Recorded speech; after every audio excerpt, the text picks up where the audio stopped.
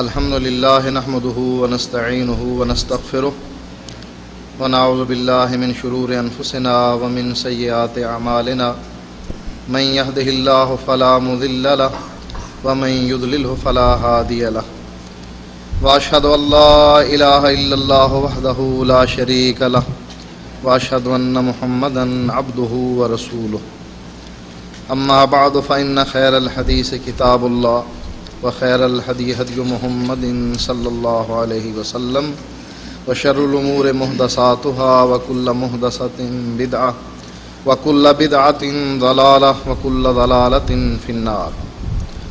أعوذ بالله السميع العليم من الشيطان الرجيم. بسم الله الرحمن الرحيم. فلا وربك لا يؤمنون حتى يحكموك فيما شجر بينهم ثم لا يجدوا في أنفسهم حرجا مما قضيت ويسلموا تسليما.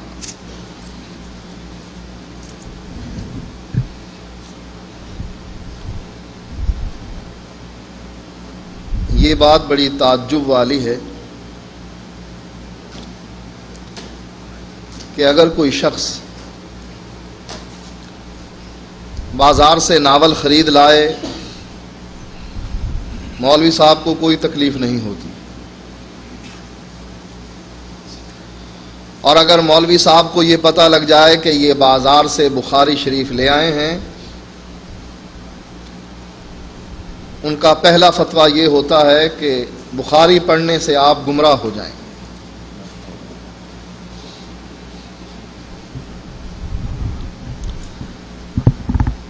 کیونکہ قرآن مجید میں اجمال ہے،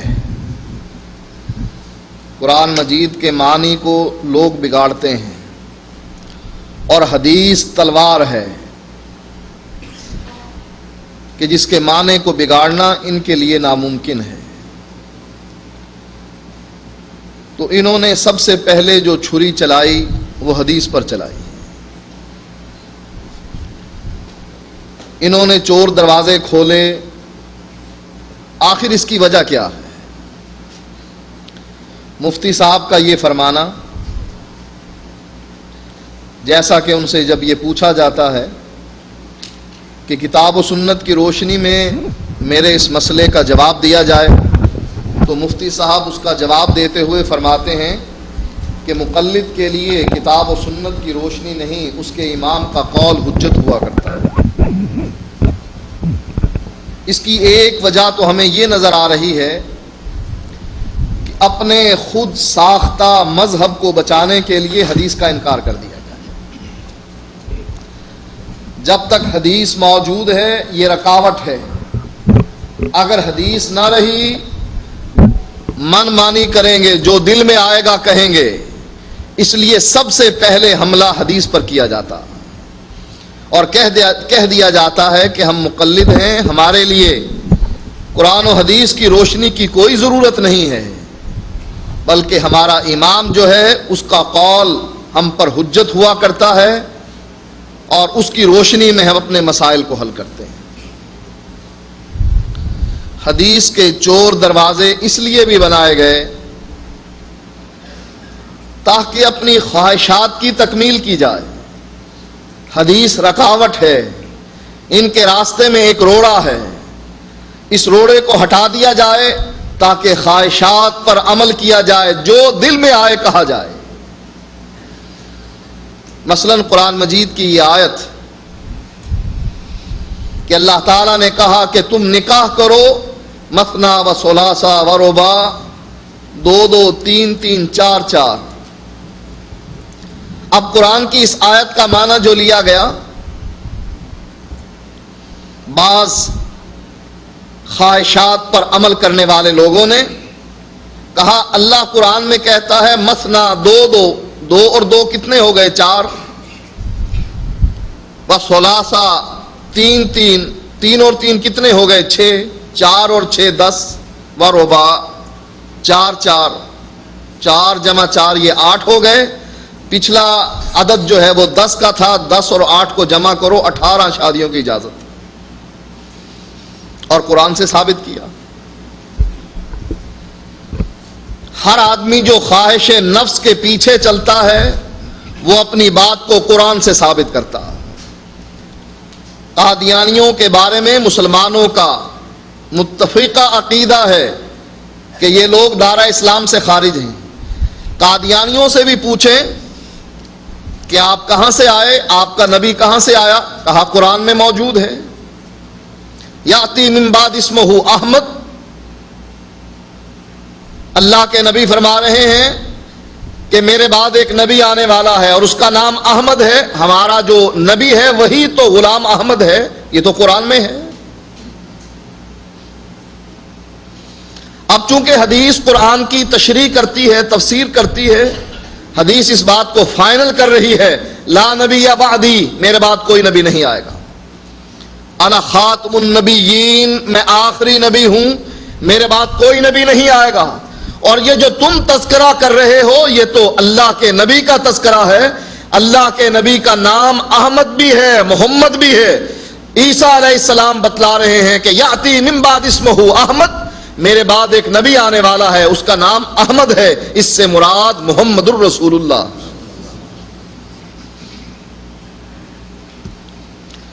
حدیث کا چور دروازہ کھولنے کے لیے سب سے پہلے نبی کی عزت پر حملہ کیا جاتا ہے۔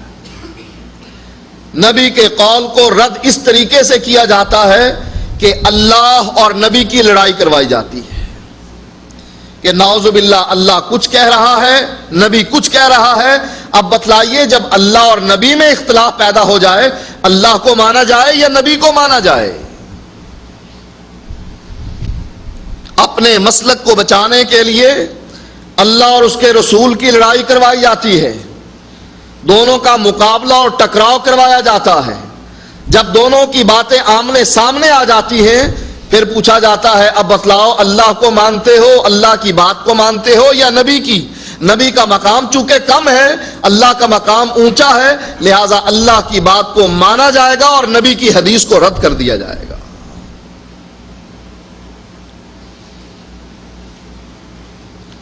ہماری پاکستانی عدالتوں نے بھی یہ فیصلہ دیا ہے کہ ایک جوان لڑکی اپنے باپ کی عزت سے کھیلتے ہوئے، اس کی پگڑی کو چوراہے میں اچھالتے ہوئے، خاندان کی عزت کو ملیا میٹ کرتے ہوئے اپنے دوست کے ساتھ بھاگ کر نکاح کر لیتی ہے، اس کا نکاح چاہے وہ عدالت میں جا کر کرتی ہے یا کہیں اور چھپ کر کرتی ہے۔ یہ ہماری بڑی عدالتوں کا فیصلہ ہے، اور یہی فیصلہ وہ لوگ کرتے ہیں کہ جن کا مسلک یہ ہے کہ جب لڑکی جوان ہو جائے، یہ مادر پدر آزاد ہو گئی ہے، اب اس کو کوئی روکنے والا نہیں ہے، اپنی اس خواہش کو قرآن سے ثابت کرتے ہیں، کہتے ہیں اللہ خود قرآن میں اجازت دے رہا ہے کہ حتیٰ تنکح زوجا غیرہ، یہ عورت نکاح کر لے کسی سے۔ یہاں عورت کو مالک بنایا گیا ہے کہ عورت نکاح کر سکتی ہے، لہذا ولی کی جو شرط ہے، اللہ کے نبی جو یہ فرما رہے ہیں کہ جو عورت نکاح کرتی ہے بغیر اذن ولیہا فنکاحھا باطل باطل باطل، کہا اس حدیث کو ہم نہیں مانیں گے، اس حدیث کو رد کر دیا جائے گا، اس لیے کہ یہ اللہ کے قول سے ٹکرا رہی ہے۔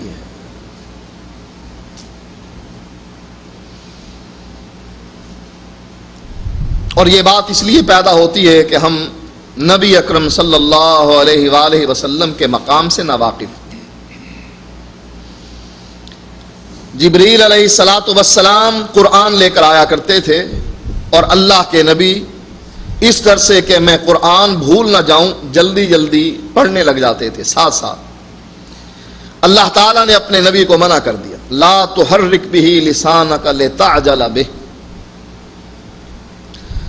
آپ اس ڈر سے قرآن کو جلدی جلدی نہ پڑھیے کہ آپ کہیں بھول نہ جائیں، اپنی زبان کو حرکت نہ دیجیے۔ کیوں؟ کہا ان علینا جمعہ و قرآنہ، اس قرآن کو جمع کرنا بھی ہماری ذمہ داری ہے اور اس کو پڑھانا بھی ہماری ذمہ داری ہے۔ قرآن کا جمع کرنا کیا ہے؟ الف لام میم سے لے کر والناس تک یہ قرآن جمع ہے۔ اللہ نے فرمایا اس قرآن کو جمع کرنا ہماری ذمہ داری ہے۔ وقرآن، اور پھر اس قرآن کو آپ کو پڑھانا یہ بھی ہماری ذمہ داری ہے۔ جبریل آ کر اللہ کے نبی کے ساتھ رمضان میں ہر سال دور کیا کرتے تھے، اور جس سال اللہ کے نبی فوت ہوتے ہیں جبریل آپ کے ساتھ قرآن کا دو مرتبہ دور کرتے ہیں۔ یہ ہے وہ قرآن، قرآن کو پڑھانا کہ اللہ کے نبی بھول نہ جائیں۔ پھر اللہ تعالی نے ایک اور ذمہ داری اٹھائی کہ ثم ان علینا بیانہ، پھر اس قرآن کی تشریح کروانا، اس کا بیان کروانا، اس کی تفسیر کروانا یہ بھی ہماری ذمہ داری ہے۔ جو زبان سے آپ کے نکلے گا وہ ہمارے حکم سے نکلے گا، اس لیے فرمایا وما ينطق عن الهوى ان هو الا وحی یوحى، کہ آپ جب بھی بولیں گے وحی الہی کے ذریعے بولیں گے۔ آپ اپنے اجتہاد اور قیاس سے کسی مسئلے کو حل نہیں کریں گے۔ نبی اکرم صلی اللہ علیہ وآلہ وسلم سے سوال کیا جاتا ہے کہ اللہ کے نبی بہترین جگہ کون سی ہے اور بری جگہ کون سی ہے؟ فرمایا مجھ کو معلوم نہیں، جبریل آئیں گے میں ان سے پوچھوں گا۔ جبریل آئے، اللہ کے نبی نے پوچھا جبریل بہترین جگہ کون سی ہے اور بری جگہ کون سی ہے؟ کہا اللہ کے نبی مجھ کو بھی پتا نہیں، میں بھی پوچھ کر بتلاؤں گا۔ جواب لے کر آئے اور آ کر کہنے لگے اللہ کے نبی میں آج اللہ کے اتنے قریب ہوا جتنا اس سے پہلے کبھی قریب نہ ہوا تھا، لیکن پھر بھی میرے درمیان اور اللہ کے درمیان 70,000 نور کے پردے تھے۔ اللہ تعالیٰ نے مجھ کو بتلایا بہترین جگہ مساجد ہیں اور بری جگہ بازار۔ اس بات سے یہ ثابت ہوتا ہے کہ اللہ کے نبی جو بات بیان کرتے ہیں وہی الہی کے ذریعے بیان کرتے ہیں، اور اللہ تعالیٰ کی یہ ڈیوٹی، اللہ تعالیٰ کی یہ ذمہ داری جو اللہ تعالیٰ نے اپنے بارے میں یہ کہا ہے کہ ثم ان علینا بیانہ، پھر اس قرآن کی تفسیر کروانا، اس کا بیان کروانا یہ ہماری ذمہ داری ہے، آپ کی نہیں ہے۔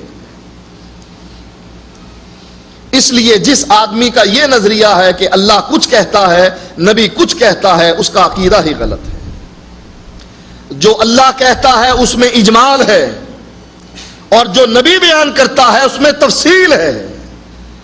قرآن کی آیت کا وہ معنی لیا جائے گا جو معنی خود نبی اکرم صلی اللہ علیہ وآلہ وسلم بیان کر رہے ہیں۔ اس کی بہت سی مثالیں آپ کے سامنے ہیں۔ قرآن مجید میں اللہ تعالیٰ فرماتا ہے حرمت علیکم المیتۃ، تم پر مردار حرام۔ اب مردار کی ڈیفینیشن کیا ہے؟ جو خود مر جائے، جس کو ہم ماریں، جس کو ہم ذبح کریں اللہ کا نام لے کر، وہ تو حلال ہو گیا، اور جو خود مر جائے وہ حرام، وہ میتہ مردار کے حکم میں آتا ہے۔ اب آپ تمام لوگ مچھلی ذبح کر کے کھاتے ہیں، یا مچھلی مارکیٹ میں مری ہوئی ملتی ہے۔ مری ہوئی مچھلی وہ لوگ بھی کھاتے ہیں جو منکرین حدیث ہیں، وہ لوگ بھی کھاتے ہیں جو حدیث پر حملہ کرتے ہیں، وہ لوگ بھی کھاتے ہیں جو حدیث کو حجت نہیں مانتے۔ اور جب ان کو یہ کہا جائے کہ قرآن تو اس مچھلی کو حرام کہہ رہا ہے اور تم اپنا پیٹ بھرنے کے لیے قرآن کے اس حکم سے انکار کر رہے ہو، آخر اس کی وجہ کیا ہے؟ ہم سے کوئی پوچھے کہ آخر اس کی وجہ کیا ہے کہ قرآن مردار کو حرام قرار دے رہا ہے اور ہم مچھلی اور ٹڈی کی صورت میں مردار مری ہوئی مچھلی کھاتے ہیں، آخر اس کی وجہ کیا ہے؟ نبی اکرم صلی اللہ علیہ وآلہ وسلم فرماتے ہیں احل لنا المیتتان والدمان، اللہ تعالیٰ نے ہمارے لیے 2 مردار اور 2 خون حلال کر دیے۔ حضرت عمر رضی اللہ تعالی عنہ کے ذہن میں بھی ایک مرتبہ یہ بات آئی تھی، کہنے لگے اللہ کے نبی قرآن تو کہتا ہے ان خفتم ان یفتنکم الذین کفروا، اگر تمہیں ڈر ہو اس بات کا کہ کافر تمہیں فتنے میں ڈال دیں گے تو پھر نماز قصر ادا کرنے میں کوئی حرج نہیں. لا جناح علیکم ان تقصروا من الصلاۃ، کوئی حرج نہیں اگر تم نماز قصر کرو، نماز کو کم پڑھو، ایسی صورت میں کہ تمہیں ڈر ہو کہ کافر تمہیں فتنے میں ڈال دیں گے یا تم پر حملہ کر دیں گے تو کوئی گناہ کی بات نہیں. حضرت عمر اللہ کے نبی سے کہنے لگے اللہ کے نبی اب تو ہم امن کی حالت میں ہیں، کوئی ڈر نہیں، اب بھی ہم قصر پڑھتے ہیں. سفر کی حالت میں جب ہم جاتے ہیں نماز قصر ادا کرتے ہیں. نبی اکرم صلی اللہ علیہ وآلہ وسلم فرمانے لگے کہ یہ اللہ تعالیٰ کا ہم پر انعام ہے، اس انعام کو قبول کر لینا چاہیے. حضرت عمر بھی جانتے تھے کہ قرآن کچھ کہہ رہا ہے، لیکن چونکہ قرآن کو نبی اکرم صلی اللہ علیہ وآلہ وسلم کی زبان سے سیکھا جائے گا، اس لیے حضرت عمر بھی خاموش ہو گئے کہ قرآن کی جو تفسیر اللہ کے نبی کر رہے ہیں وہی حجت ہے، اور جنہوں نے اپنے مسالک کو بچانا ہوتا ہے وہ نبی اکرم صلی اللہ علیہ وآلہ وسلم کی حدیث کو اللہ کے قرآن سے ٹکرا دیتے ہیں اور حدیث کو رد کر دیا جاتا. اب قرآن مجید یہ بات کہتا ہے فَاقْرَؤُوا مَا تَيَسَّرَ مِنَ الْقُرْآنِ، کہتے ہیں دیکھیے قرآن کہہ رہا ہے جہاں سے مرضی پڑھو، نماز میں قرات کرو، جہاں سے مرضی کرو جو تمہیں میسر ہو. اور اللہ کے نبی فرماتے ہیں لا صلاۃ لمن لم یقرأ بفاتحۃ الکتاب، جو سورۃ فاتحہ نہیں پڑھتا اس کی نماز نہیں ہوتی. قرآن کچھ کہہ رہا ہے، اللہ کے نبی کچھ کہہ رہے ہیں، کہتے ہیں ہم قرآن کو مانیں گے، نبی اکرم صلی اللہ علیہ وآلہ وسلم کی اس حدیث کو اس کی تعویل کریں گے اور کہیں گے اس سے یہ مراد نہیں ہے کہ نماز نہیں ہوتی، ہاں یہ کہہ دیں گے کہ کامل نماز نہیں ہوتی. قرآن کہتا ہے وَارْكَعُوا مَعَ الرَّاكِعِينَ، رکوع کرنے والوں کے ساتھ رکوع کرو. اور نبی اکرم صلی اللہ علیہ وآلہ وسلم اپنے صحابی سے کہہ رہے ہیں ارجع فصلی فإنک لم تصلی، جا جا کر نماز پڑھو، تم نے نماز نہیں پڑھی. وہ دوسری مرتبہ گیا، آ کر کہنے لگا السلام علیکہ یا رسول اللہ. آپ نے فرمایا وعلیک السلام ارجع فصلی فإنک لم تصلی، جاؤ جا کر نماز پڑھو، تم نے نماز نہیں پڑھی. تیسری مرتبہ گیا، اللہ کے نبی نے پھر یہ فرمایا، کہنے لگا اللہ کے نبی مجھ کو پھر نماز سکھلائیے کہ میں نماز کیسے پڑھوں. حدیث میں آتا ہے کہ لا یتم رکوعہا ولا سجودہا، یہ رکوع اور سجدہ اطمینان سے نہیں کر رہا تھا، اس لیے اللہ کے نبی نے اس کو واپس جانے کا حکم دیا. اب اطمینان اللہ کے نبی نے کیا فرمایا اس صحابی کو اذا قمت الى الصلاة فکبر ثم اقرأ ما تيسر معك من القرآن ثم اركع حتى تطمئن راكعا ثم ارفع حتى تطمئن قائما ثم اسجد حتى تطمئن ساجدا. اللہ کے نبی نے فرمایا رکوع کرو اور اطمینان سے رکوع کرو، رکوع کے بعد کھڑے ہو جاؤ، اطمینان سے کھڑے ہو جاؤ. یہ ہم قوما اور جو جلسہ کرتے ہیں اسی حدیث کی وجہ سے کرتے ہیں.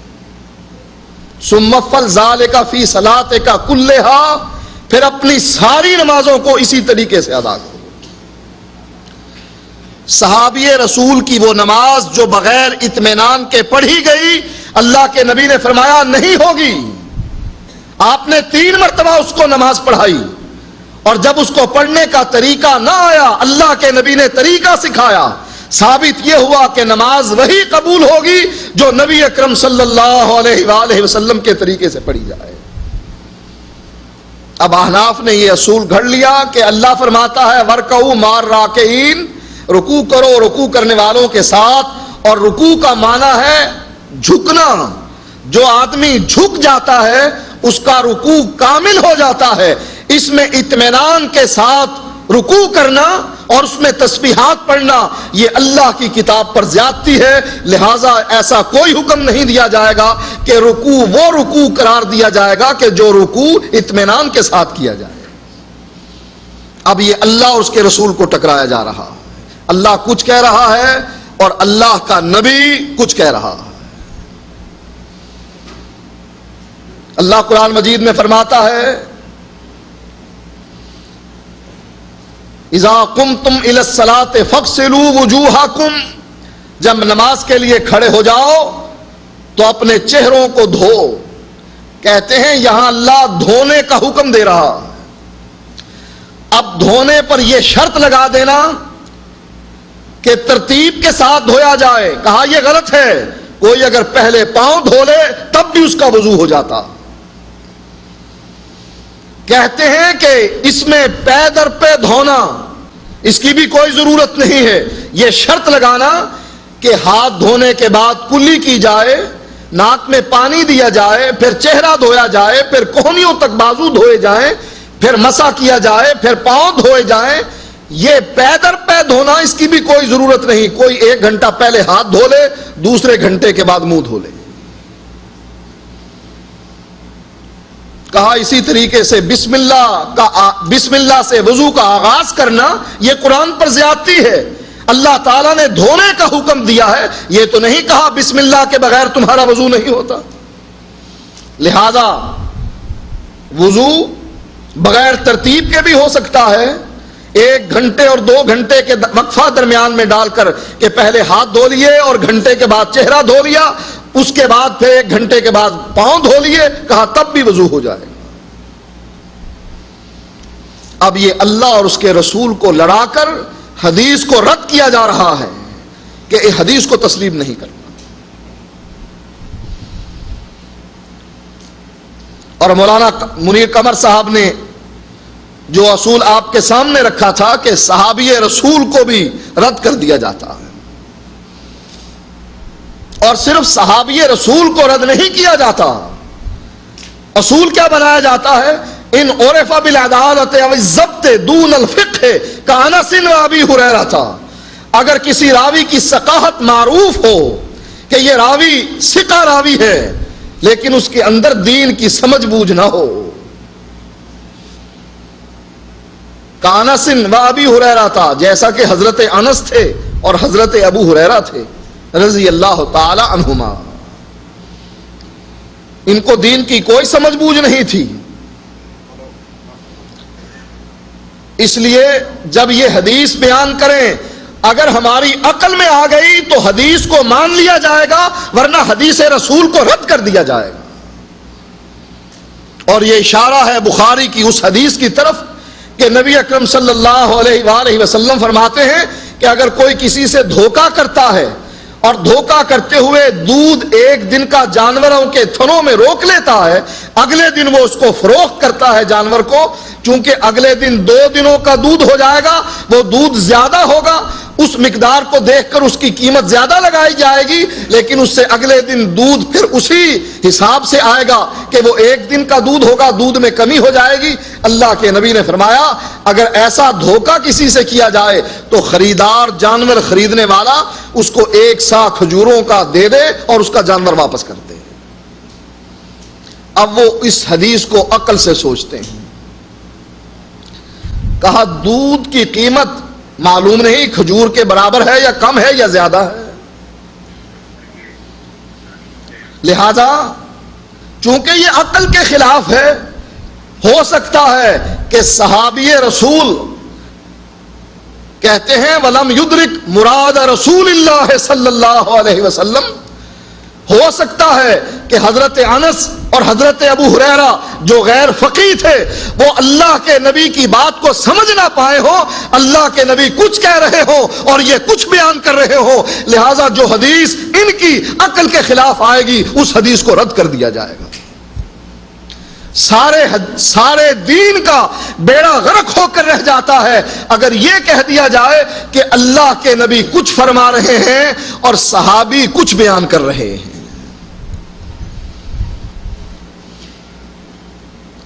کچھ اسی قسم کی بات ابو العلا مودودی صاحب نے بھی بیان کی. کہا تمہارے نزدیک معیار بخاری اور مسلم ہے، راوی کی ثقافت ہے، سند کا صحیح ہونا ہے، لیکن میرے نزدیک راوی کی ثقافت، حدیث کی صحت یہ کوئی دلیل نہیں ہے.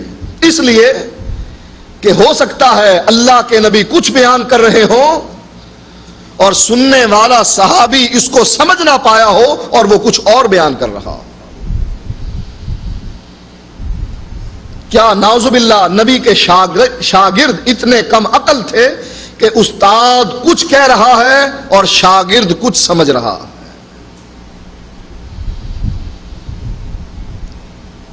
مودودی صاحب نے بھی حدیث کو عقل پر پرکھا.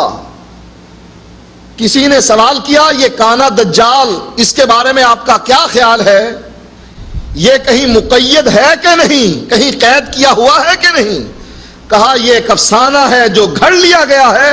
کانا دجال کہیں بھی قید نہیں ہے، اس لیے کہ سائنس اتنی ترقی کر گئی ہے، اتنی ترقی کرنے کی وجہ سے لوگوں نے کائنات کا کونا کونا چھان مارا ہے.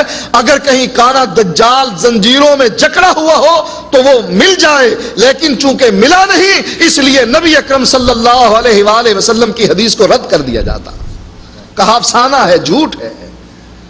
کانا دجال اس کا قید ہونا افسانہ ہے. اور صحابی رسول اللہ کے نبی فرماتے ہیں میں جو آج فجر کی نماز میں لیٹ آیا ہوں، نماز پر تھوڑی سی دیر سے پہنچا ہوں، اس کی وجہ یہ ہے کہ فلاں صحابی مسلمان ہو کر میرے پاس آیا اور اس نے مجھ کو اپنا واقعہ بتلایا کہ کس طریقے سے ان کی کشتی ایک جزیرے پر گئی اور وہاں جا کر اس صحابی نے اس دجال کو قید ہوئے زنجیروں میں جکڑے ہوئے دیکھا. اور اللہ کے نبی اس شہادت کے بعد، اس گواہی کے بعد خوش بھی تھے، مسکرا رہے تھے. آپ چونکہ اس سے پہلے دجال کے بارے میں اپنی امت کو باخبر کر چکے تھے اور یہ شہادت تھی اس صحابی کی کہ میں اپنی آنکھوں سے دیکھ کر آ رہا ہوں. صحابی کہہ رہا ہے میں دیکھ کر آ رہا ہوں. اللہ کے نبی تصدیق کر رہے ہیں، صحابہ کی جماعت بیٹھی ہوئی ہے اور ہم نے اللہ کے نبی کی اس حدیث کو افسانہ قرار دیا ہے کہ یہ جھوٹ ہے، کہیں بھی کانا دجال قید نہیں ہے، اس لیے کہ ہماری آنکھیں اس کو پا نہیں سکی.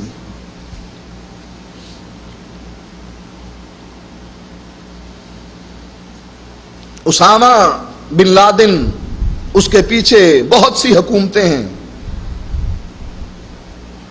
وہ موجود ہے، اس کو حکومتیں پا نہیں سکتی ہیں، مل نہیں رہا ہے، تو کیا کہا جائے گا؟ اسامہ افسانہ اور کہانی ہے، جھوٹ ہے، کوئی انسان نہیں ہے؟ یا یہ کہا جائے گا کہ ہماری نظریں اس کو دیکھ نہیں پا رہی؟ نبی کی حدیث پر ایمان ایسے لانا کہ چونکہ ہماری آنکھ دیکھ نہیں رہی ہے اس لیے ہم اس کو مانتے نہیں ہیں، یہ ایمان ابو جہل کا ایمان تھا جس نے حدیث رسول کو عقل پر تولا.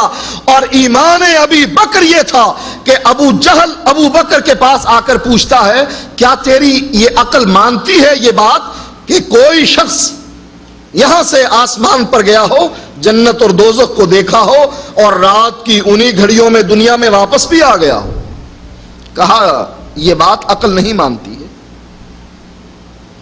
یہ بات عقل نہیں مانتی ہے کہ ایک آدمی آسمان پر چلا جائے، اتنا فاصلہ طے کر کے جنت اور دوزخ کی سیر کرے، رب سے ہم کلام ہو اور رات کی انہی گھڑیوں میں واپس آ جائے، عقل نہیں مانتی ہے.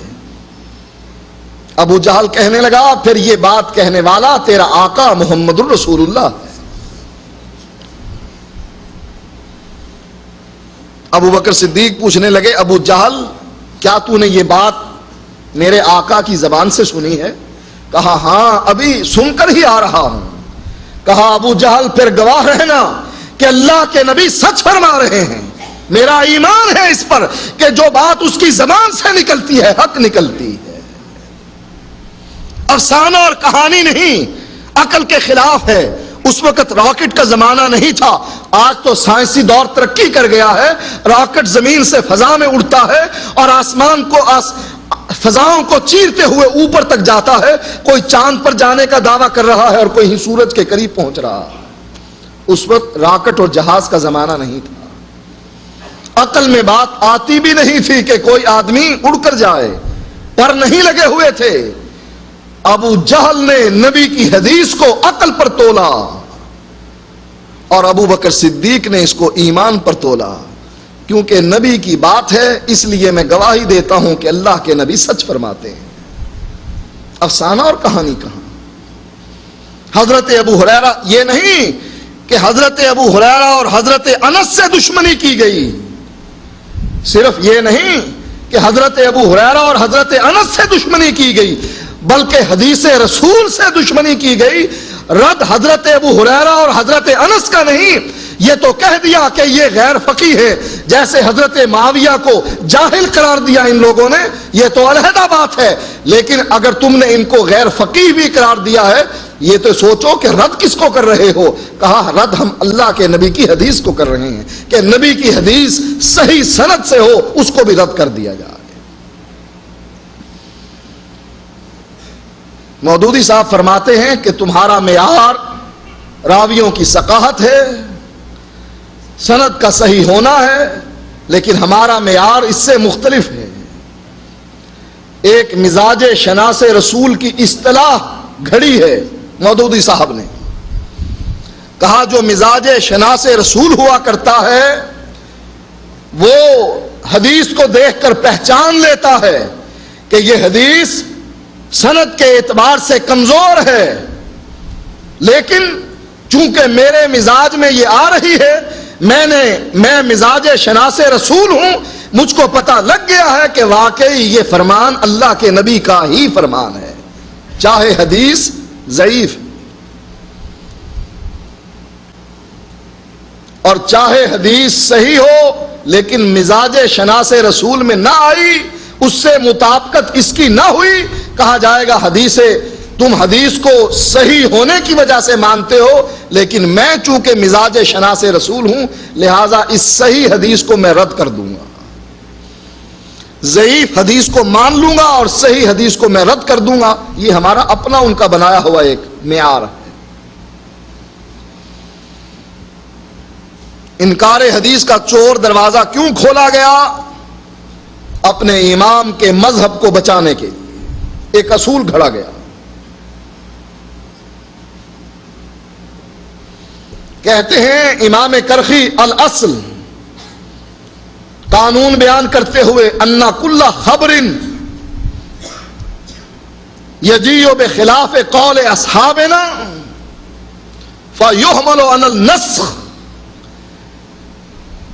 کوئی بھی حدیث ذخیرہ احادیث میں سے کوئی بھی حدیث جو ہمارے ائمہ کے اقوال سے ٹکرا جائے گی، کہا جائے گا کہ نبی کی یہ حدیث منسوخ ہے۔ معیار کیا ہے؟ امام کا قول۔ حجت کیا ہے؟ امام کا قول۔ اگر نبی کی حدیث امام کے قول سے ٹکرا گئی، کہا جائے گا کہ نبی کی یہ حدیث منسوخ ہے، اس لیے کہ ہمارے امام کے قول سے کیوں ٹکرائی۔ جیسا کہ میں نے چند مثالیں آپ کے سامنے وہ قرآن کی رکھی، ان کے دل میں قرآن کا کوئی درد نہیں ہے کہ کوئی یہ سمجھے کہ یہ قرآن کی عظمت کے قائل ہیں۔ حضرت علی نے اپنے دور خلافت میں خارجیوں سے بحث کرنے کے لیے عبداللہ ابن عباس کو بھیجا اور ان سے یہ کہا کہ دیکھنا خارجی تم کو قرآن میں الجھائیں گے اور کہیں گے ان الحکم الا للہ، حکم صرف اللہ کا، لہذا معاویہ بھی کافر ہے اور علی بھی کافر ہے، نعوذ باللہ من ذلک۔ کہ انہوں نے حکم مان لیے، حکم اور چیز ہے، حکم اور چیز ہے۔ کہا انہوں نے حکم مان لیے، حکم غیر اللہ کا مان لیا، اس لیے یہ بھی مسلمان نہ رہا، وہ بھی مسلمان نہ رہا۔ حضرت علی نے کہا عبداللہ ابن عباس سے دیکھنا خارجی تم کو قرآن میں الجھانے کی کوشش کریں گے، ان کے اس جال میں نہ آنا، حاججہم بالسنہ، ان سے جب گفتگو کرنا حدیث رسول کو سامنے رکھ کر گفتگو کرنا، دیکھنا کہ وہ بھاگ نہیں سکیں گے اور فوراً شکست کھا جائیں گے۔ ان کے دل میں قرآن کا درد نہیں کہ یہ قرآن کی عظمت کے قائل ہونے کی وجہ سے نبی کی حدیث کو ٹھکرا رہے ہیں، بلکہ ان کے دل میں جو درد اٹھا ہے یا پیٹ میں جو مروڑ اٹھا ہے وہ اس لیے اٹھا ہے کہ نبی کی حدیث ہمارے مسلک کے مقابلے میں کیوں آئی۔ ملتان میں ایک جگہ میری گفتگو ہو رہی تھی حنفیوں کے ایک عالم سے، میں نے حدیث پیش کی جو بخاری اور مسلم کی حدیث، جس کو محدثین سونے کی کڑیاں کہتے ہیں۔ اس کی سند اتنی اعلیٰ اور اونچی ہے کہ اس سند کو سونے کی کڑیاں کہا گیا ہے۔ بخاری اور مسلم کی اس حدیث میں عبداللہ ابن عمر کے یہ الفاظ ہیں کہ رأیت رسول اللہ صلی اللہ علیہ وآلہ وسلم اذا افتتح الصلاة رفع یدیہ وَإِذَا أَرَادَ أَن يَرْكَعَ رفع یدیہ وَإِذَا رَفَعَ رَأْسَهُ مِنَ الرُّكُوعِ رفع یدیہ وَلَا يَرْفَعُ بَيْنَ سَجْدَتَيْن۔ کہا عبداللہ ابن عمر فرما رہے ہیں کہ میں نے اللہ کے رسول کو دیکھا، آپ ابتدائے نماز میں اپنے ہاتھوں کو اٹھاتے، رکوع کرتے ہوئے اپنے ہاتھوں کو اٹھاتے، رکوع سے سر اٹھاتے، رکوع کو جاتے ہاتھوں کو اٹھاتے، رکوع سے سر اٹھاتے اپنے ہاتھوں کو اٹھاتے، سجدوں کے درمیان اپنے ہاتھوں کو نہ اٹھایا کرتے تھے۔ صحابی رسول کہتا ہے رائے تو رسول اللہ صلی اللہ علیہ وسلم۔ اب اس کے جواب میں کہنے لگے کہ یہ گلاس ہے، اس کے اندر پینسل ڈال دی جائے۔ اب پینسل گلاس میں ڈالنے کے بعد پینسل ٹیڑھی نظر آتی ہے، اصل میں ٹیڑھی نہیں۔ پانی میں پینسل پین قلم ڈالنے کے بعد وہ ٹیڑھا نظر آتا ہے، اصل میں وہ قلم ٹیڑھا نہیں۔ کہا یہی بات عبداللہ ابن عمر کی ہے، اللہ کے نبی کچھ کر رہے تھے اور وہ کچھ سمجھ رہے تھے۔ ہو سکتا ہے، کہتے ہیں ہو سکتا ہے اللہ کے نبی کے ہاتھ بندھے ہوئے ہیں، انہوں نے ہاتھ چھوڑے ہوں رکوع کے لیے، اور عبداللہ ابن عمر یہ سمجھنے لگے کہ اللہ کے نبی ہاتھ اٹھا رہے ہیں۔ آپ ہاتھ چھوڑ رہے تھے اور عبداللہ ابن عمر یہ سمجھ رہے تھے کہ آپ ہاتھ اٹھا رہے تھے، لہذا عبداللہ ابن عمر کی یہ بات قابل قبول نہیں۔ کیوں؟ اس لیے کہ ہمارے امام کے قول سے ٹکرا گئی، اور جب حدیث رسول امام کے قول سے ٹکرا جائے پھر وہ ماننے کے قابل نہیں رہی۔ اب یہ بات ذہن میں رکھیے کہ ان کے ذہن میں یہ بات نہیں ہے کہ قرآن کی عظمت کے یہ لوگ قائل ہیں اس لیے حدیث رسول کو ٹھکرا رہے ہیں، یہ بات قطعاً نہیں ہے۔ جن لوگوں نے حدیث کے چور دروازے کھولے ہیں وہ قرآن کو بھی امام کے قول سے ٹکرانے کے بعد رد کر دیا کرتے ہیں۔ اصول کرخی کے اسی صفحے پر پہلے یہ بات موجود ہے کہ قرآن کی اس ہر آیت کا انکار کر دیا جائے گا اور اس کو منسوخ سمجھا جائے گا کہ جو ہمارے امام کے قول سے ٹکرا جاتی ہے۔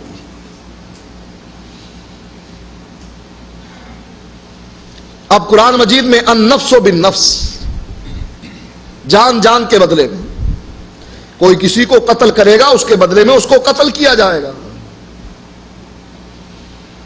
اللہ یہ کہ کوئی دیت لے اور معاف کر دے تو علیحدہ بات ہے، ورنہ جان کے بدلے میں جان لی جائے گی۔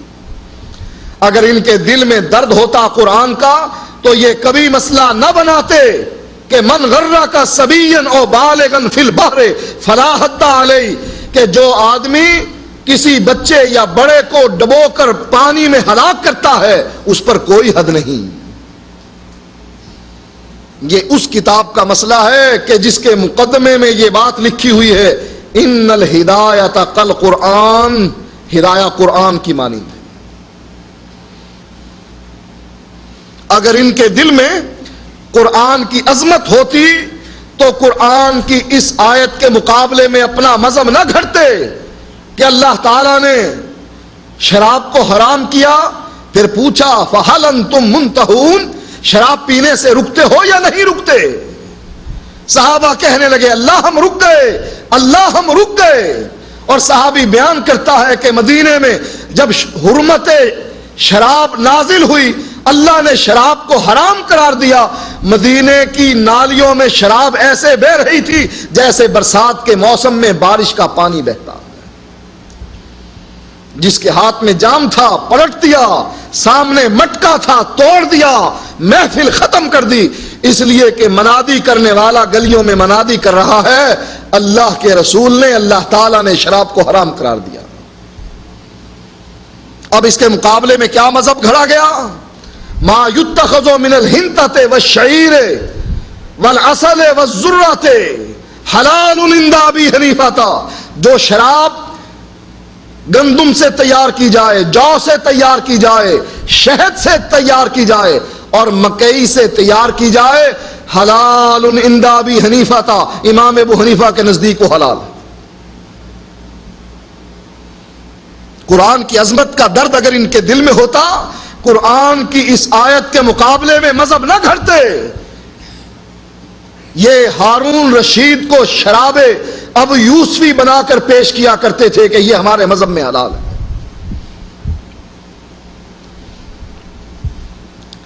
اللہ کی کسی حد کو ان لوگوں نے باقی نہیں چھوڑا۔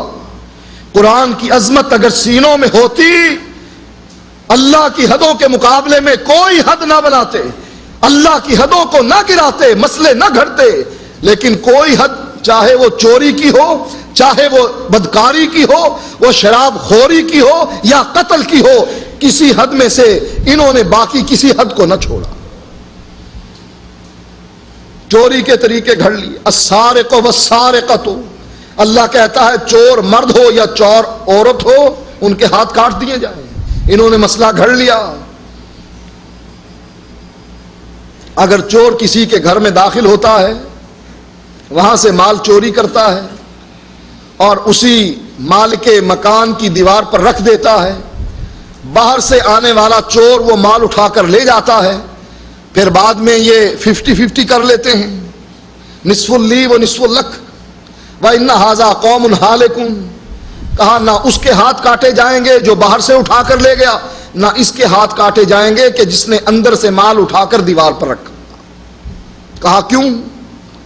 کہا عقل میں یہ بات نہیں آتی، جو چور داخل ہوا تھا مکان میں وہ تہجد پڑھنے کے لیے داخل ہوا تھا یا چوری کرنے کے لیے؟ کہا اس نے چوری تو کی، مانا اس نے مال اٹھایا، کہاں لے گیا؟ باہر اپنے گھر میں لے گیا؟ کہا نہیں، مالک مکان کی دیوار پر رکھا، پہلے کمرے میں تھا پھر دیوار پر رکھ دیا۔ کس کی دیوار ہے؟ مالک مکان کی۔ مال باہر لے کر گیا؟ نہیں، باہر والا جو لے کر جا رہا ہے، کہا وہ باہر سے لے کر جا رہا ہے، اندر تو داخل نہیں ہوا، جب تک اندر سے داخل ہو کر باہر نہیں جائے گا چوری نہیں ہوگی، لہذا نہ اس کے کاٹے جائیں گے نہ اس کے کاٹے جائیں گے۔ اور اگر کوئی 50-50 کے چکر میں نہ پڑے کہ سارا میرا ہو، کہا اس کا بھی طریقہ ہے۔ کہا کیا طریقہ ہے؟ کہا ایک گدھا لے لے، اس گدھے پر مال گھر میں داخل ہونے کے بعد اس پر لوڈ کر دے، لوڈ کرنے کے بعد ہاتھ اٹھا کر خالی ہاتھ گھر سے باہر نکل جائے۔ اب کس کے ہاتھ کاٹو گے؟ یہ جو داخل ہونے والا ہے، مال اٹھانے والا ہے، اس نے مال اٹھا کر کہاں رکھا؟ مالک مکان کے گھر میں موجود گدھے کی پیٹھ پر رکھا۔ باہر لے گیا؟ کہا نہیں لے گیا۔ کہا چوری تو تب ہوگی نا جب مال اٹھا کر دروازے سے باہر لے کر جائے۔ اب یہ باہر لے کر گیا نہیں، گدھے کو یہیں چھوڑا، خالی ہاتھ باہر نکلا۔ گدھا چونکہ اس کا اپنا تھا لہٰذا وہ اس کے پیچھے پیچھے چل کر گھر پہنچ گیا۔ کہا نہ گدھے کے ہاتھ کاٹے جائیں گے، وہ بے زبان ہے، نہ اس کے کاٹے جائیں گے، مال لے کر آنے والا گدھا ہے، یہ چور نہیں۔ اور اگر گدھا بھی میسر نہ ہو تو تب، اگر کوئی کمہار نہیں ہے، گدھا نہیں مل رہا، پھر کیا کرے؟ کہا باہر بیٹھ کر نقب لگائے، دیوار میں سوراخ کرے اور سوراخ کرنے کے بعد وہیں سے ہاتھ بڑھا کر مال نکال لے۔ کہا اس کا ہاتھ اندر گیا ہے، خود تو نہیں گیا، خود جاتا تو چوری کہلاتی، چونکہ ہاتھ اندر گیا ہے لہذا ہاتھ، صرف ہاتھ جانے پر چوری کی سزا نہیں ہوتی جب تک کہ خود داخل نہ ہو۔ قرآن کی عظمت اگر ان کے دلوں میں ہوتی یہ مسئلہ کبھی نہ گھڑتے۔ قرآن کی عظمت اگر ان کے دلوں میں ہوتی یہ مسئلہ کبھی نہ گھڑتے کہ اللہ تعالیٰ نے مدت رضاعت 2 سال قرار دی ہے، حولین کاملین، 2 سال، لمن اراد ان یتم الرضاعہ، جس کا دل چاہے کہ وہ مدت رضاعت کو پورا کرے 2 سال سے زیادہ دودھ نہیں پلا سکتی. کہا ہمارے امام کا مذہب یہ ہے کہ 2.5 سال دودھ پلائے, اور یہ ہدایہ میں لکھا ہے, ہدایہ میں لکھا. اللہ تعالیٰ نے قرآن مجید میں فرمایا کہ تمہاری مائیں وہ ہیں جو تم کو دودھ پلاتی ہیں. رضائی ماؤں کو مائیں قرار دیا. اللہ کے نبی نے فرمایا لا تحرم المسۃ ولا المسۃان ولا الاملاجۃ ولا الاملاجتان. اگر کوئی آدمی, کوئی لڑکا, کوئی چھوٹا بچہ کسی عورت کا دودھ پیتا ہے, 1-2 گھونٹ پینے سے وہ اس کی رضائی ماں نہیں بنتی. کہا اللہ قرآن میں تو کہہ رہا ہے کہ جس نے دودھ پیا چاہے 1 قطرہ بھی دودھ پیا ہو. کہتے ہیں اگر دودھ کی چائے بنا کر اس میں روٹی کا ٹکڑا بھگو کر بھی اگر منہ میں ڈال لیا ہے تب بھی یہ رضائی ماں بن جائے گی. اگر منہ کے ذریعے دودھ نہیں پیا, ناک کے ذریعے 1-2 قطرے حلق میں جا کر معدے میں پہنچ گئے ہیں تب بھی یہ رضائی ماں بن جائے گی. چونکہ اللہ تعالیٰ نے یہ تو نہیں کہا کہ 2-4 گھونٹ پینے سے کچھ نہیں ہوتا. اللہ کے نبی نے فرمایا ہے نا, لہذا اللہ کے نبی کی اس حدیث کو رد کر دیا جائے گا. کیوں یہ چور دروازے, آخر یہ چور دروازے کیوں کھولے جاتے ہیں؟ نبی سے محبت کی وجہ سے. اصل میں ہم اللہ کے نبی کی حیثیت کو تسلیم کرنے کے لیے تیار نہیں.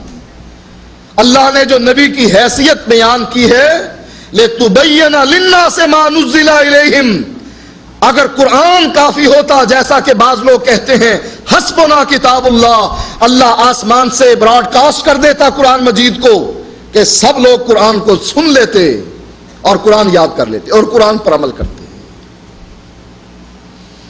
یاد رکھو جب تک قرآن کے ساتھ حدیث شامل نہ ہوگی قرآن پر صحابی رسول بھی عمل نہیں کر سکتا.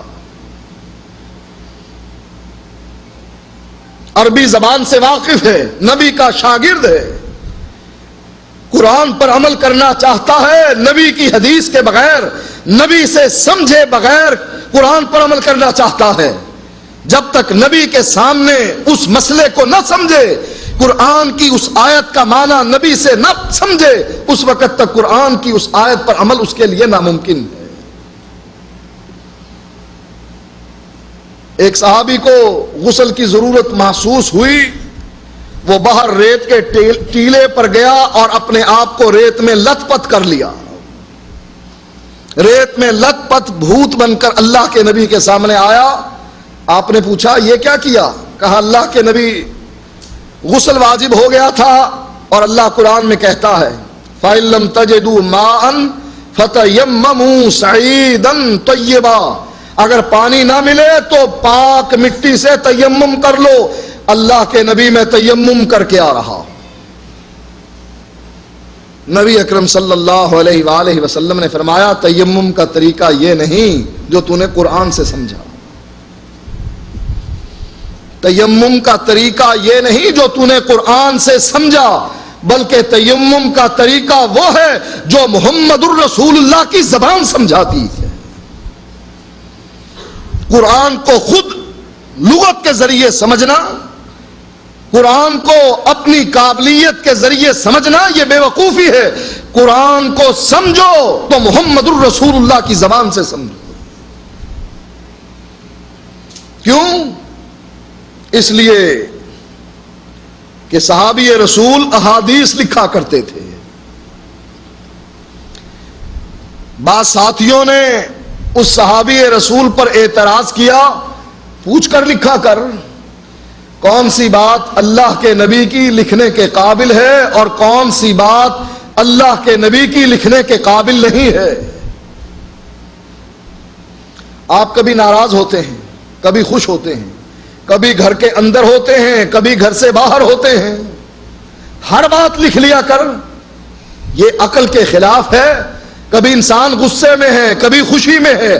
غصے میں جب پارا اوپر چڑھتا ہے کچھ کا کچھ کہہ دیتا ہے, اور جب خوش ہوتا ہے جذبات کی رو میں بہہ جاتا ہے. کیسے بہتا ہے؟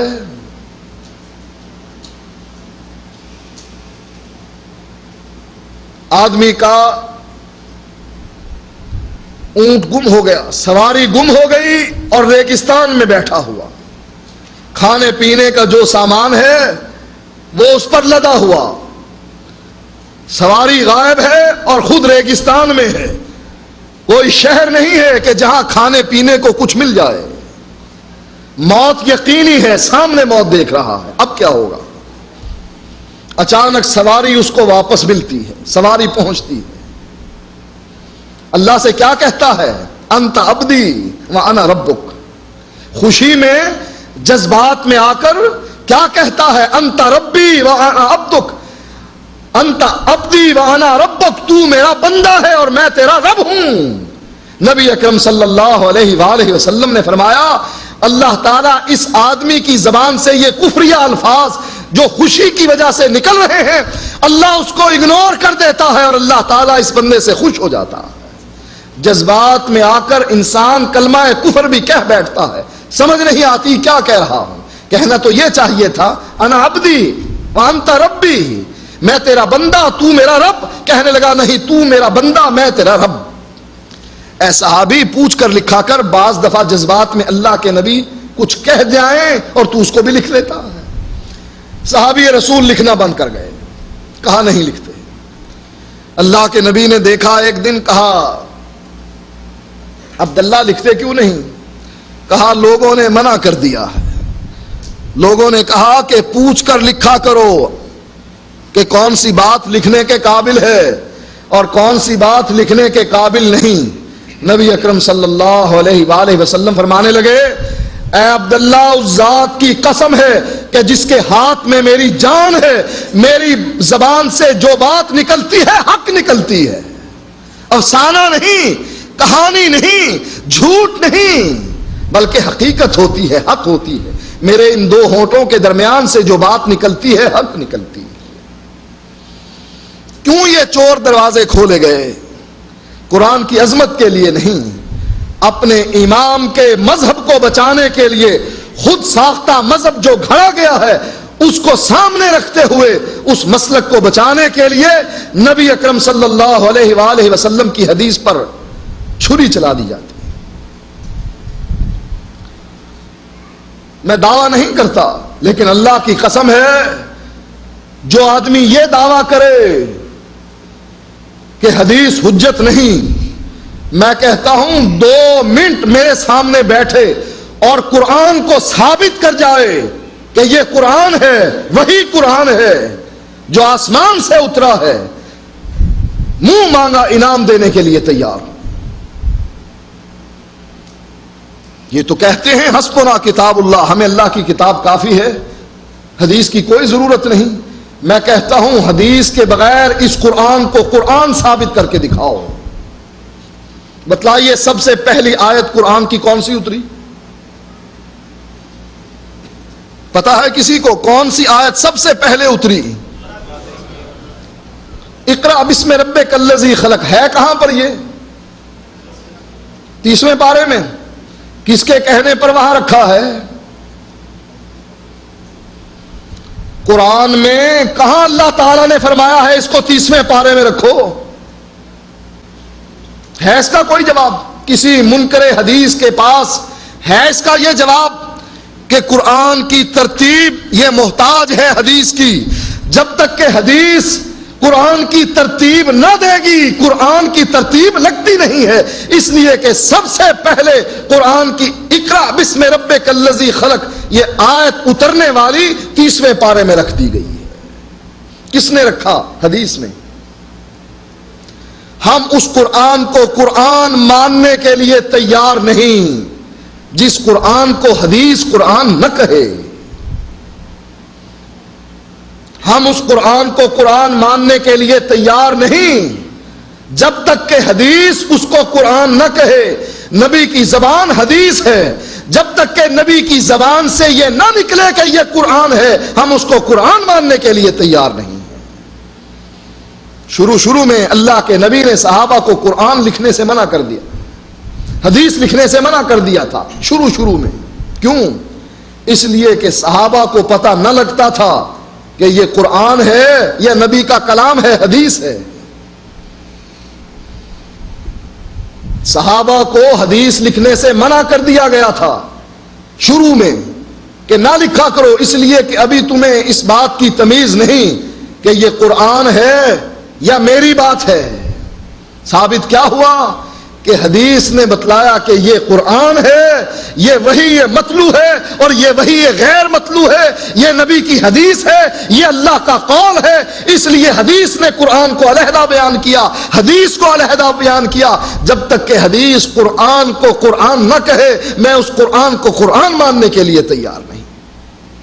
ہاں، ایسا قرآن لے کر آؤ کہ جس کی ابتدا اقرأ بسم ربک الذی خلق سے ہوتی ہے، اور احکام کے لحاظ سے اترنے والی آیت الیوم اکملت لکم دینکم واتممت علیکم نعمتی ورضیت لکم الاسلام دینا، یہ احکام کے لحاظ سے اترنے والی آخری آیت ہے، اور اس کا اختتام کم از کم 1-2 آیتوں سے پہلے اس کو جگہ ملنی چاہیے کہ یہ آخر میں اتری ہے۔ ایسا قرآن لے کر آؤ، پھر ہم سے کہو کہ تم حدیث کو ثابت کرو، ہم کہیں گے تم قرآن کو ثابت کرو۔ میرے بھائیوں، یہ چور دروازے صرف اس لیے کھولے جاتے ہیں شہوت پرستی کے لیے، عقل کو سامنے رکھتے ہوئے کہ چونکہ عقل میں یہ بات نہیں آتی ہے کہ کانا دجال کہیں قید ہے، حدیث یہ کہہ رہی ہے چونکہ یہ حدیث عقل سے ٹکرا گئی ہے لہذا اس کو رد کر دیا جائے۔ حضرت علی کہا کرتے تھے کہ اگر دین عقل کے موافق ہوتا کہ جو عقل میں آتی وہی بات دین ہے تو مسا اوپر سے نہ کیا جاتا، نیچے سے کیا جاتا، مٹی نیچے لگتی ہے اوپر تو نہیں۔ لہذا حدیث کا چور دروازہ، انکار حدیث کے چور دروازے کھولنے والے کیوں کھولتے ہیں؟ سب سے پہلی بات اپنی خواہشات کی تکمیل کے لیے، دوسری بات اپنے آئمہ کے مسلک کو بچانے کے لیے، تیسری بات لوگوں کے طعن و تشنیع سے بچنے کے لیے کہ لوگ یہ کہیں گے کہ مسلمان کتنے پاگل ہیں، اللہ کے نبی کو بغیر راکٹ کے آسمان پر بھیج رہے ہیں۔ چونکہ دلائل ان کے پاس ان کے رد کے نہیں ہوتے ہیں، جواب چونکہ نہیں بن پاتا ہے، لہذا عقل پرست طعن و تشنیع کریں گے۔ اس سے بہتر یہ ہے کہ حدیث کا ہی انکار کر دیا جائے کہ ہم حدیث کو ہی ماننے کے لیے تیار نہیں۔ اور اگر یہی اعتراضات قرآن پر آنے لگ جائے پھر قرآن کو بھی چھوڑ دو گے۔ حضرت عائشہ رضی اللہ تعالی عنہا کے غسل کے بارے میں لوگ اس صحیح حدیث پر اعتراض کرتے ہیں، اگر ایسا ہی اعتراض قرآن کی آیات پر ہونے لگ جائے پھر کیا کرو گے؟ قرآن کو چھوڑ دو گے؟ یعقوب علیہ الصلوۃ والسلام کے بیٹے آ رہے ہیں کس کے پاس؟ یوسف علیہ السلام کے پاس، کہ قحط کا زمانہ ہے، کہاں سے مال لے کر آئے؟ یوسف علیہ الصلوۃ والسلام کیا کرتے ہیں؟ ایک برتن اپنے بھائی کے سامان میں چھپا دیتے ہیں، اور منادی کرنے والا منادی کر کے کہتا ہے اے قافلے والو تم چور ہو۔ یہ برتن ناپنے والا آلہ کس نے چھپایا؟ یوسف علیہ السلام نے چھپوایا۔ چاہتے کیا تھے کہ اپنے بھائی کو کسی طریقے سے روک لیں، اپنے پاس روک لیں۔ تدبیر کیا کی کہ اس کے سامان میں برتن رکھ کر دیا جائے اور کہا جائے کہ تم چور ہو۔ قافلے والے کہنے لگے ہم چور نہیں ہیں۔ کہا اچھا یہ برتن اگر سامان میں تمہارے سامان میں نکل آئے تو؟ کہا اس کی سزا یہ ہے کہ اسی کو اپنے پاس روک لیا جائے۔ یوسف علیہ السلام کے حکم سے پہلے باقی سامان کی تلاشی لی گئی، آخر میں ان کے جو بھائی ہیں ان کے سامان کی تلاشی لی گئی اور برتن نکال لیا گیا۔ یوسف علیہ السلام کے بھائی کہنے لگے اس کے ایک اور بھائی نے بھی چوری کی تھی۔ یوسف علیہ السلام کی طرف اشارہ تھا کہ اس کے ایک اور بھائی نے، اس کے سگے بھائی نے بھی چوری کی تھی۔ اپنے دل میں مسکرائے یوسف علیہ السلام۔ اللہ کیا کہتا ہے اس پورے ماجرے کے بارے میں؟ ذالک کدنا لیوسف، یہ تدبیر یوسف کو ہم نے سکھائی۔ کیا کہ کسی کے سامان میں برتن چھپایا جائے اور پھر قافلے والوں سے کہا جائے کہ تم چور ہو، پھر تدبیر یہ کی جائے سارے سامان کی تلاشی لینے کے بعد آخر میں اس کی لی تلاشی کہ کہیں کوئی یہ نہ کہے کہ یہ سازش تھی، پہلے ہی نکال لیا۔ اور سب کچھ کرنے کے بعد اللہ کیا فرماتا ہے؟ ذالک کدنا لیوسف، یہ ہم نے کروایا۔ اب جواب دو قرآن کی اس آیت کا۔ اعتراض کرنے والا قرآن پر اعتراض کرتا، کیا کہو گے؟ قرآن کو چھوڑ دیا جائے اس لیے کہ جواب نہیں ہے، یا قرآن کا دفاع کرو گے کہ یہ ہے طریقہ دفاع کرنے کا الگ؟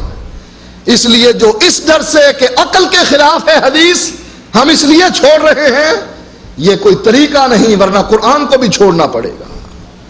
اس لیے صحیح بات یہ ہے کہ انسان اپنے امام کے مسلک کو بچاتے ہوئے نبی کی حدیث کو رد نہ کرے، اپنی خواہشات پر عمل پیرا ہونے کے لیے نبی کی حدیث کو رد نہ کرے، لوگوں کے طعن و تشنیع سے بچنے کے لیے نبی کی حدیث کو رد نہ کرے، بلکہ ایسے کہے جیسے صدیق اکبر نے ابو جہل سے کہا تھا، میرا ایمان ہے، عقل میں آتی ہے یا نہیں آتی، چونکہ اللہ کے نبی کا فرمان ہے لہذا حجت ہے۔ وآخر دعوانا الحمدللہ رب العالمین۔